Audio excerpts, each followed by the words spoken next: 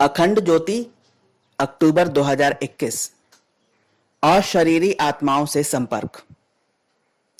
घटना सन 1959 की है। सुप्रसिद्ध प्रकृति विज्ञानी फ्रेडरिक जुर्गेंसन स्वीडन के जंगलों में चित्र विचित्र पक्षियों की चहचहाहट भरी आवाज को रिकॉर्ड कर रहा था। घर आकर जब उस कैसेट को उसने बजाया कि अचानक उसे उसकी दिवंगत माता की आवाज सुनाई देने लगी। फ्रेडरिक, क्या तुम सुन रहे हो? फ्रेडरिक इस आवाज को सुनकर भौंचक्का रह गया। उसने बार बार कैसेट बजाई। वह उसकी मां की आवाज थी, जिसको वह कभी भूल नहीं सकता था। इस आवाज को सुनकर अचानक उसके मन में यह प्रश्न कौंध गया कि क्या दिवंगत अशरीरी आत्माएं इलेक्ट्रॉनिक टेप को प्रभावित कर सकती हैं?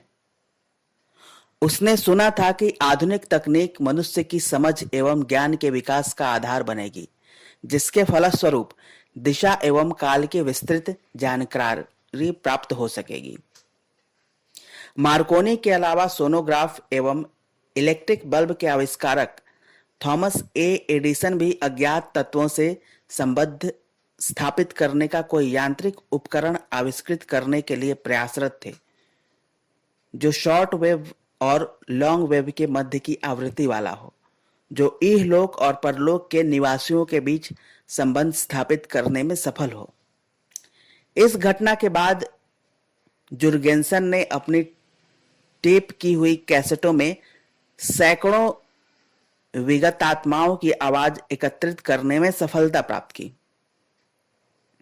सामान्यतया वे अशरीरी आत्माएं एक या दो शब्द ही बोलती हैं। उनके इस सफल प्रयोग के बाद अन्य कई अनुसंधानकर्ता परामनोवैज्ञानिक ने इस संबंध में अथक प्रयास किए, जिनमें सबसे अग्रणी नाम डॉक्टर कॉन्स्टेनिन रोड्यू का है। उन्होंने एक पुस्तक लिखी है, इनऑडिबल बिकम्स ऑडिबल।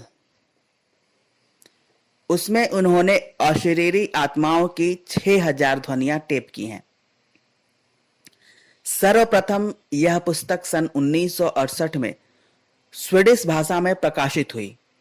बाद में सन 1969 में यह अंग्रेजी में अनुवादित होकर प्रकाशित हुई।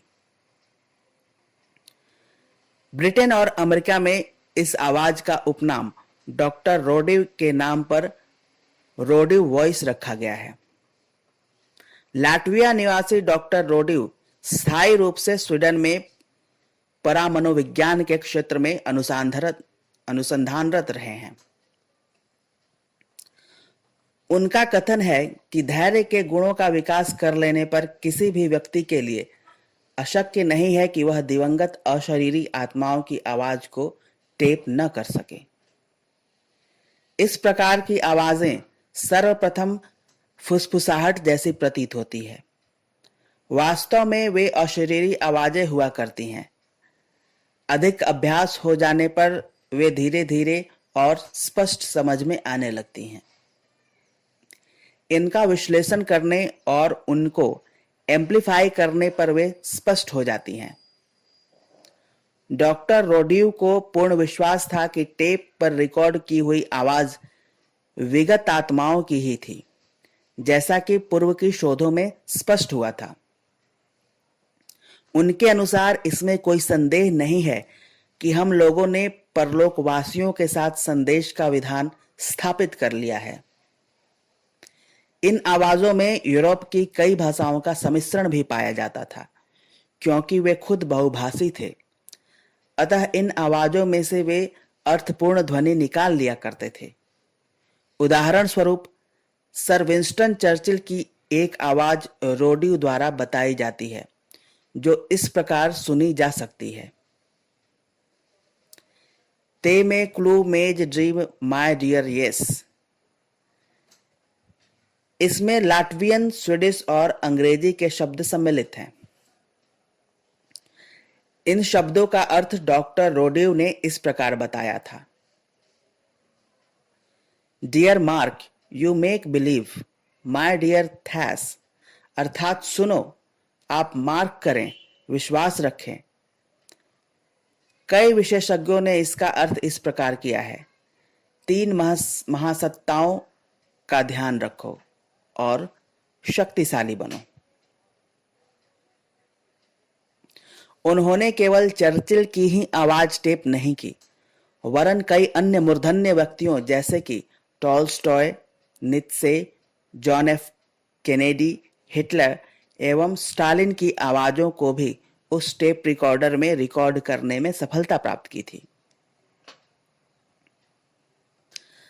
अनुसंधानकर्ताओं के अनुसार कई विगतात्माएं तो विशेषकर डॉक्टर रोडिव से ही संबंध स्थापित करना चाहती थीं और टेप में उनके नाम से संबोधन करती सुनी जा सकती थी, जैसे कॉन्स्टांटिन कोस्टी, वी आर प्लीज बिलीव, अर्थात कॉन्स्टांटिन रोडिव मृतात्मा, विगतात्मा का अस्तित्व है, कृपया सच मानिए, हम कोष्टी हैं। डॉक्टर रोडिव ने फुसफुसाहट जैसी ध्वनियों को अलग करने के लिए एवं उन्हें एम्पलीफाई करने के लिए एक यंत्र का आविष्कार किया जिसे गोनियोमीटर नाम से संबोधित किया गया है। डॉक्टर रोडिव के अतिरिक्त यदि कोई अन्य व्यक्ति इन पितर आत्माओं की आवाज रिकॉर्ड करने का प्रयास करता तो वे पहले ही बता देती थी कि हमें कोष्टी की ही आवश्यकता है। जर्मनी के मूर्धन्य वैज्ञानिक डॉक्टर हांस बेंडर ने फ्रेडरिचर गेंसन द्वारा टेप की गई मृतात्माओं की आवाज पर गहन अध्ययन अनुसंधान किया है। उनका निष्कर्ष है कि यह ध्वनियां मौलिक हैं, वास्तविक और यथार्थ हैं। इसी संदर्भ में प्रयोग करने वाले एक अन्य ब्रिटिश श्रवण साधन विशेषज्ञ रेमंड कास का भी प्रमुखता से नाम लिया जाता है। 18 जून 1964 को उन्होंने भी अपनी रिकॉर्ड की हुई कैसेटों में इसी प्रकार की ध्वनियां सुनी थी। उन्होंने इस प्रकार के संदेशों की प्रतिलिपियां अन्य शोधकर्ताओं को भेजी जो इस विषय में अनुसंधान कर रहे थे। इस घटना के ठीक 3 महीने बाद 63 वर्ष की आयु में रोडिव की मृत्यु हो गई। सन 1935 में ही साइकिक रिसर्च सोसाइटी के पूर्व अध्यक्ष सर ओलिवर लॉज ने यह भविष्य कथन किया था कि एक न एक दिन विगत आत्माओं एवं परलोक निवासियों के साथ हम बेतार यंत्र के माध्यम से जुड़ जाएंगे। इससे पूर्व सन 1930 में विश्वविख्यात माध्यम एलिन गेरट के अनुसार ख्यातिलब्ध उपन्यासकार सर आर्थर कॉनन डॉयल की विगतात्मा ने बताया था कि जिस प्रकार से नए अनुसंधान कार्य में अनेक वैज्ञानिक पृथ्वी पर कार्यरत हैं, ठीक उसी प्रकार परलोक में भी विगतात्मा वैज्ञानिक पृथ्वी से संदेश व्यवहार बनाने के लिए कार्य में संलग्न हैं। जुर्गेंसन एवं रोडिव जैसे वैज्ञानिकों के प्रयास उस मार्ग की ओर अग्रसर वैज्ञानिक मनुष्यों के लिए प्रेरणा स्रोत हैं। समाप्त।